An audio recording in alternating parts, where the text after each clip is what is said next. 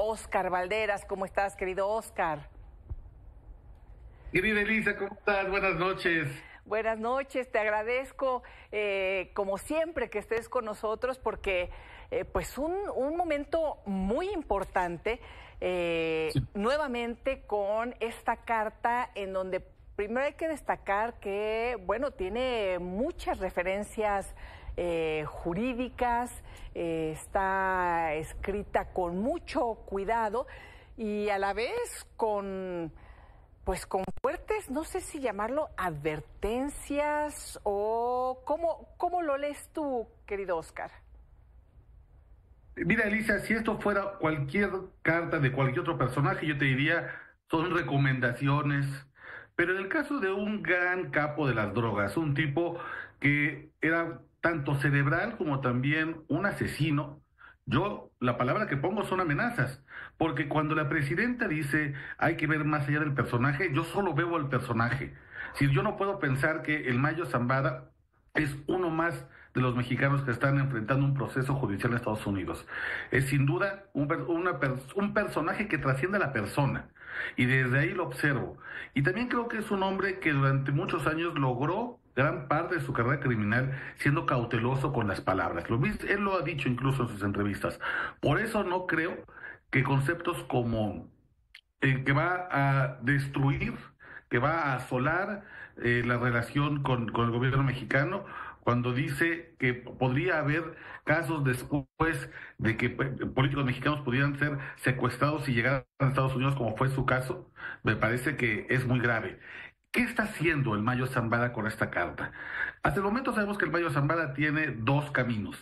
El primero es el de aferrarse a la historia, en el que él es simplemente un agricultor que ha tenido la mala suerte de ser incriminado por delitos que no le corresponden, buscar un día en el juicio frente a un gran jurado y tratar lo imposible, que es que sea absuelto de todos los delitos y que le digan, es cierto, señor Zambada, usted nunca cometió un delito, nosotros nos excedimos, vaya usted de regreso a su casa en México.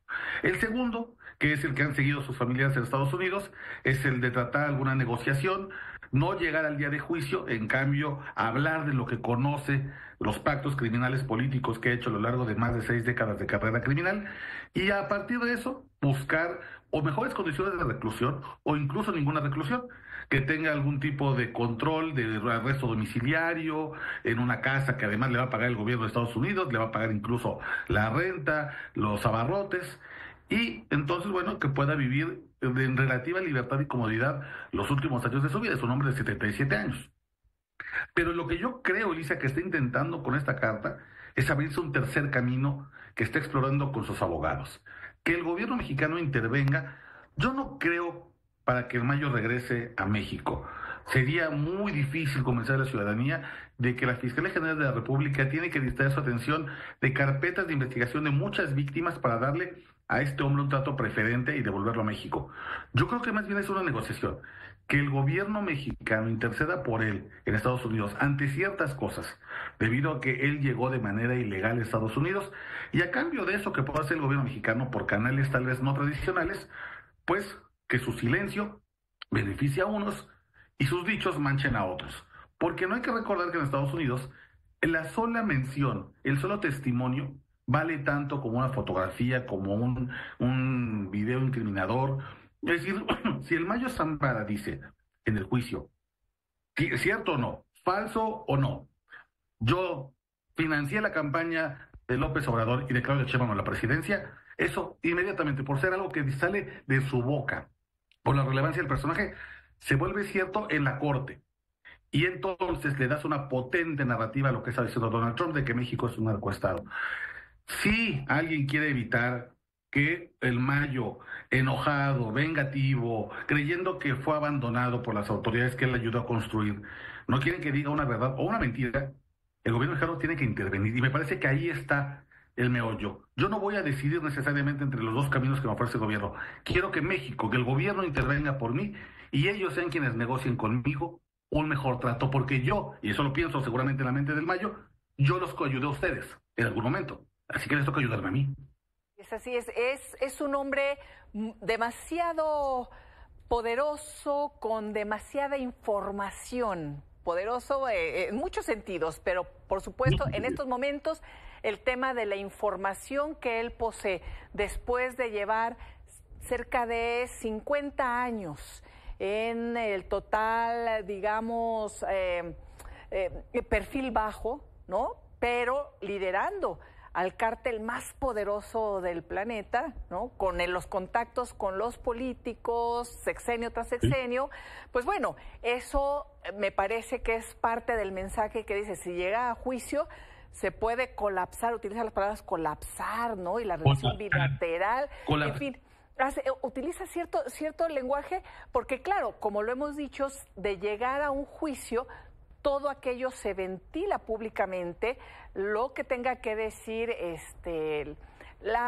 los testigos colaboradores, la defensa, el propio Mayo si decide hablar o no, porque tiene esa posibilidad.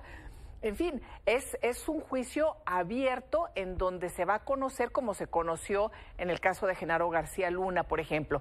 Por eso, pues no sé si se vaya a llegar a un juicio finalmente, Oscar, pero aquí hace mención precisamente de esta posibilidad. Colapsar, me parece que es la palabra clave, porque él sabe que si dice algo, insisto, verdad o falso, porque nunca vamos a poder comprobar. Dudo que el Mayo Zambada guardara los recibos de los donativos que dio a distintas campañas políticas, que eso evidentemente sí sucedió durante mucho tiempo.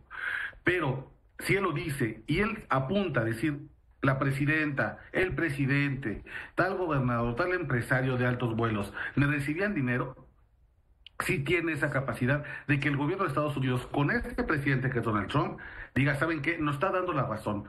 Nos está justificando plenamente que el gobierno mexicano no quiere, más bien no puede atacar las estructuras criminales que están afectando a mi territorio y por lo tanto me dejan a mí en completa libertad de actuar como yo quiera contra esos grupos criminales, con o sin la autorización de la presidenta, porque por lo visto son exactamente lo mismo.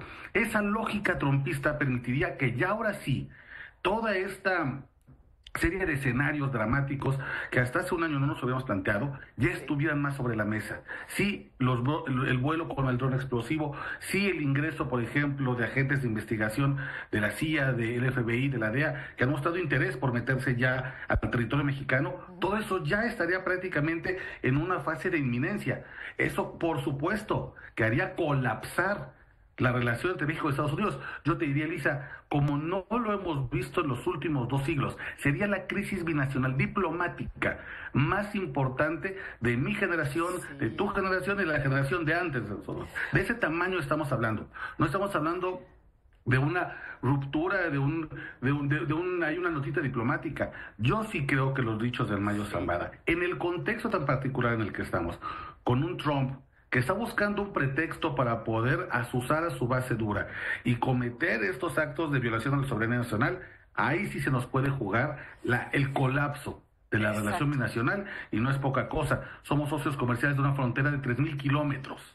Esto es una crisis brutal y dependemos del juicio, del silencio, de la prudencia o de la venganza de un hombre de 77 años que está buscando lo imposible, que en México haga todo el trabajo para repatriarlo. Y fíjate, un mensaje directo para el gobierno mexicano entregado en su puerta, en la puerta del gobierno mexicano, tal cual, ¿no? Entonces recibirlo de este hombre, vuelvo a lo mismo, tan poderoso. Y la presidenta, comentamos, dice, más allá del personaje, más allá de la persona, más allá. Y yo dije, y hablaba de derechos de los mexicanos, pero pues no podemos imaginarnos más allá, ¿no? Se trata de Ismael Mayo Zambada, además en un contexto muy particular, en donde además se han catalogado ya por parte del gobierno de Estados Unidos al cártel, a varios cárteles, pero ha incluido el cártel de Sinaloa como organizaciones terroristas internacionales. En ese sentido, Oscar, ¿qué opinas sobre lo que sucedió en el pasado, en donde a partir de una negociación política diplomática, el gobierno de López Obrador negoció con el gobierno de Donald Trump para la liberación del general Salvador Cienfuegos y de que fuera investigado aquí en México por Alejandro Gertz Manero, quien después dijo no había pruebas y todo lo que ya sabemos? Parece que pues sonaría casi imposible que algo así pudiera suceder o que por lo menos Donald Trump tuviera esa disposición como la tuvo con el general Cienfuegos, ¿no? Parece esto casi imposible. Sí. Creo que ese tipo de negociaciones que vimos se dan una vez cada vez que se encuentran estos dos personajes, ¿no? O sea, solamente podía hacerse esa concesión una vez.